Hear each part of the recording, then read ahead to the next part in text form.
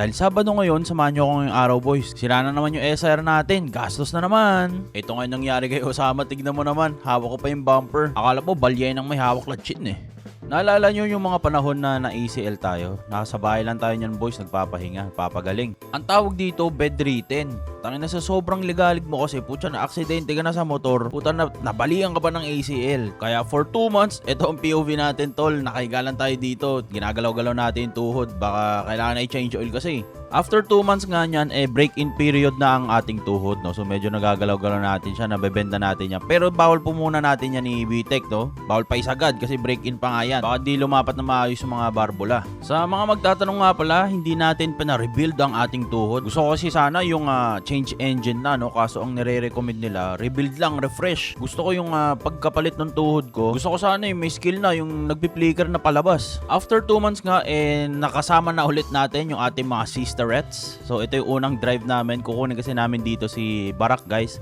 Ayan yung kulay itim dahil kakatapos niya lang i-wash over. Ito nga pala yung president namin, si Vince Carter. Medyo lumit nga lang pero siya yan.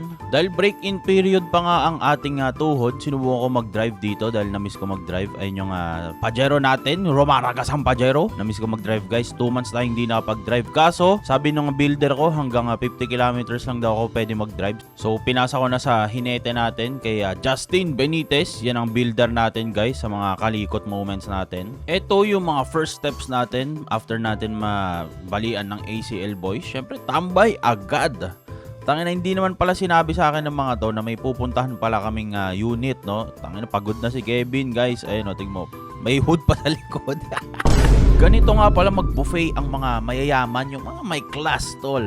Nagdadala ng kaldero sa munting salo-salo, boys. Ayun, no, tignan mo yung Montero namin. Sausawan lang namin yan ng aming chicken skin. Bumili pa si Jaja ng Montero para may pagsasausawan kami ng aming food trip ngayong. Tingnan mo, tamang chicken skin lang. Kagati mo. Kinabukasan nga, pinapalitan natin ng muffler itong ating Honda Civic SIR dahil gusto natin siya gawing sobrang tahimik na sasakyan, yung ala electric vehicle na sa tunog. Unang start.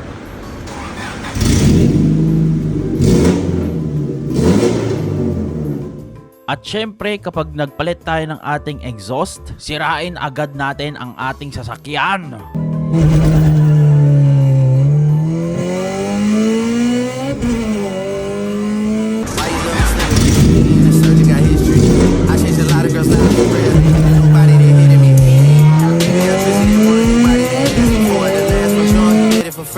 At ito nga yung ating pangalawang SIR. Actually boys, ito yung pinakauna nating naging SIR na sasakyan. Ito yung pangalan nito guys, si Barak. Ang agenda naman ni Barak ngayong araw guys, pinagpalit natin sila ng mugs ni Osama, no? Dahil subok lang, tanggal umay guys. Ayun na naman yung aking sister na si Jaja. Siyang nagdadrive guys, yung hinete natin. Dahil break-in period pa nga tayo, hindi pa tayo marunong masyado mag-drive niyan. Puta, parang nakalimutan ko mag-drive di ba? What the fuck? Pero kaya ko naman pala talaga mag-drive guys. Tinatamad lang ako mag-drive. Siyempre, makita natin yung sasakyan natin na rolling. O, tignan mo naman yung tikas niyan, tol. Pagang! All black type shit. Napaka-pogi, di ba? Comment down below guys kung maganda ba sa SIR ang may fog lights, no? Para sa akin kasi, dun sa pinaka-bago nating SIR si Bush, yung orange natin, hindi siya bagay ng mga fog lights Parang bagay lang siya kapag black. Ayun, no? Kasi body color yung kaha ng fog lights, di ba? Pogi ba o hindi? Dito nga pala first time nilang magkatabi si Osama at si Barak. Pogi, di ba? Naging kalchapi na siya, guys, oh. Pang. Okay, next day na ulit tayo, guys. So ito yung ating Pajero si Hussein. Ito naman yung ating SR na itim si Barak. At ang kakalikutin natin ngayon, boys, is si Osama, yung ating medyo balagbag na sasakyan. Tingnan mo naman yung lakad, boys. So, akala mo kakatapos lang labasan. Putang ina, parang hinang-hina na ako dyan, guys. May dala akong personalized na upuan para hindi tayo hirap kapag dun sa pupuntahan natin wala tayong dalang upuan. Meron tayong baon, di ba? Tungkod na rin yan, tol. Ano ka? 80 years old? What the fuck? Boy, tignan mo naman kasi yung tikas ng SR na yun. Pagang! Tang ina talaga. All red. Tapos nakaka-choppy pa noong mga panahon na mura pa lang ang Calchapi. Ngayon 2026 tol, hindi ko alam ba't binibenta nyo ng 150,000 ang 16s na Calchapi. Damn! Gano'n ba kamahal ngayon guys? So ito yung first time natin na i-drive yung ating SIR. Kasama natin yung ating lovely partner guys na si Soleil. At init na init siya guys, puta, sabi ba sumama pa kasi ako. Nagkamali nga ako ng park dito tol dahil natirik natin siya sa araw guys. So palamigin muna natin yung ating shift knob. Kung yung sasakyan tol may painit ng langis, ako may palamig ng shift knob para makambyo natin na maayos to. Si Soleil naman guys nag-overheat na yung kanyang mga ipin. So ayun, pinapa-cooldown niya lang din. Medyo mahirap nga lang din i-drive to si Osama guys dahil naka-racing clutch siya. So matigas. Akala mo gapuno sa tigas guys no pag inapakan. Buti na lang may nahanap ako ditong basahan para panghawak natin sa shift knob. Ba't ba kasi ang init ng shift knob na to tol? Puta, parang 3 buwan mo bang binilad sa araw yan? Ang tagal lumamig. Bagang! Side shot muna tayo tol. Alam ko naman sa mga car guy, ito talaga yung mga favorite spot nyo. Makikita mo ng side view yung kotse mo kahit may mga sagabal na dumadaan no. Bang! Ang pogi talaga ng Osama natin na yan. Ang gagawin pala natin ngayon guys, ito yung SR ni Jaja, si Puti. Ang gagawin pala natin ngayon guys, magpapatono tayo, no? Magpapalagay tayo ng pops and bangs para kay Osama natin. Andito pala sa likod yung ating sister president na si Vince Carter. Excited siya, magbablog kasi tayo ngayon boys. Ito pala yung ating mga makina. Yung makina nung kay Jaja guys, 66 big valve. Tapos yung sa akin naman guys, tayo ay naka 59 all stock lang. Pero yung madaya kasi yung kay Jaja guys kasi nakabalasa kasi yung kanyang headers. 5 yung lalabasan ng exhaust. Dito pala tayo nagpapagawa kila Joel Tating, kay Boss JTR. Yung kay Jaja kasi guys, alam ko ipapatonyo na daw yung kanyang sasakyan dahil wala daw sa tono yung kanyang sasakyan, no? Pag inapakan niya daw sa second gear, puta bigla daw umaatras. Tangina, paano nangyari yun, Jaja?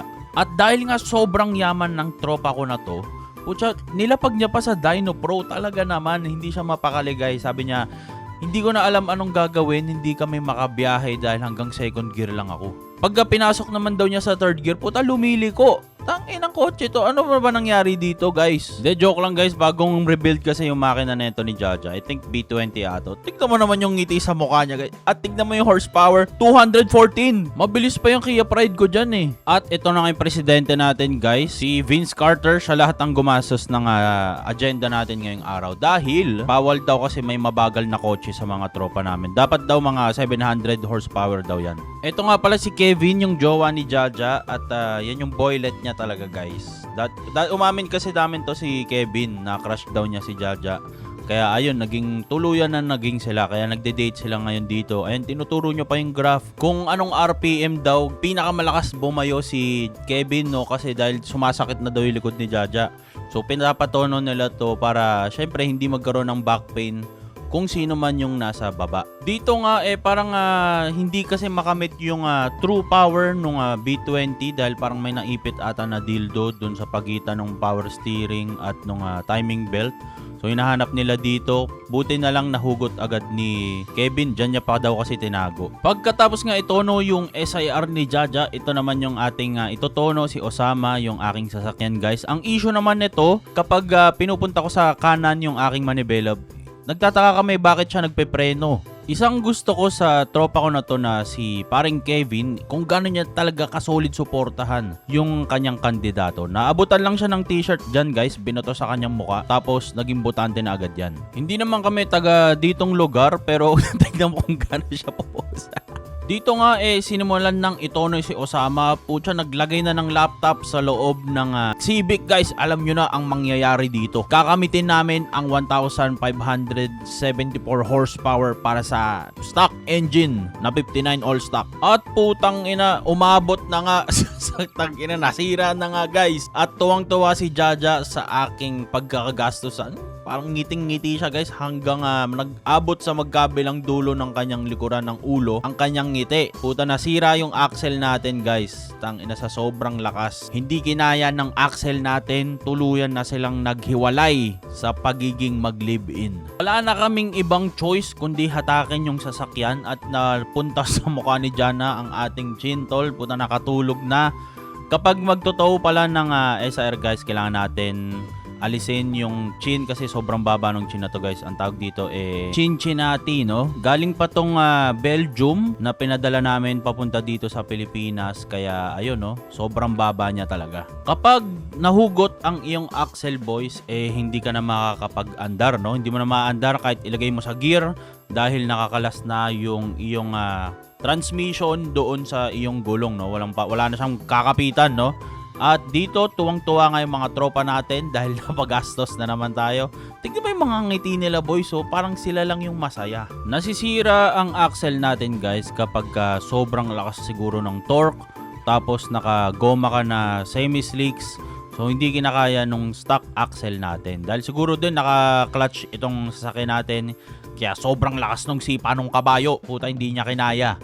So wala tayong magagawa guys kundi hatakin itong sasakyan at papalitan natin to ng axle ngayong gabi. Kitang-kita mo dito yung pagkadismaya sa mukha ko na parang bakit ko ba kasi ito ginawa. Dapat pinahinga ko na lang yung tuhod ko. Gastos na naman malala. Para sa mga curious kung anong itsura ng axle na nasira, ito yan guys, tinanggal na namin. Parang burat na naka 5 rounds na ng sunod-sunod.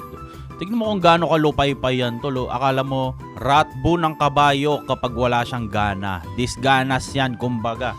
Itong axle na to guys, ito yung nakakonekta sa transmission papunta dun sa mga gulong natin. So ito yung nagpapaikot sa gulong. Kapag wala ka nito at lupay-pay na ang iyong axle, hindi ka na makakaandar kahit anong cambio mo. Puro ka lang RPM. Ayun no, tignan mo. Akala mo talaga supot. Yung ganitong axle, ewan ko kung may magagawa mong paraan pa ba dyan o ibenta na lang natin sa computer shop para may mapaggamitan pa sila. Buti na lang may nahanap tayong axle nung mga panahon na yon. So shoutout sa shop ni Boss Harold. Diyan tayo kumuha ng axle ng mabilisan tol.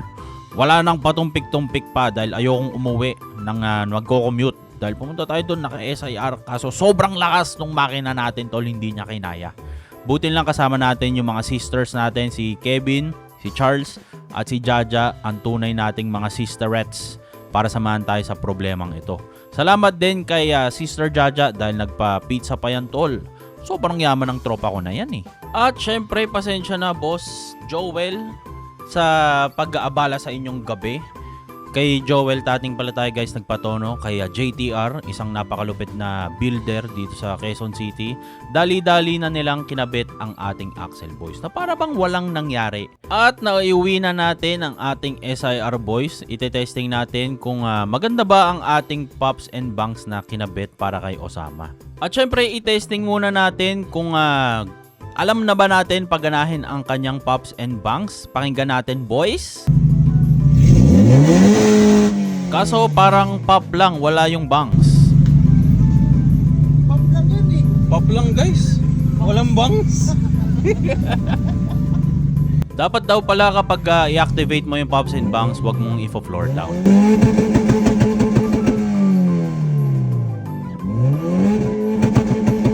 Testing naman natin habang tumatakbo.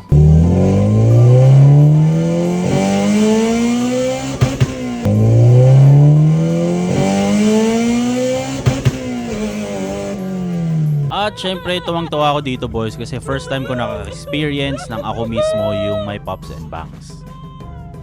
Diyan na muna magtatapos ang ating vlog boys at abangan nyo sa mga susunod na araw kung ano pa yung mga gagawin natin para sa mga ating mga project car. Dito nga quick preview lang guys, may nagregalo sa atin ng hood ng SIR. So ayaw nga natin na carbon tayo guys. So may nagregalo sa atin ng steel hood. So papapintura na natin to para kay Osama. Abangan nyo lang sa mga susunod na vlog boys. Let's go!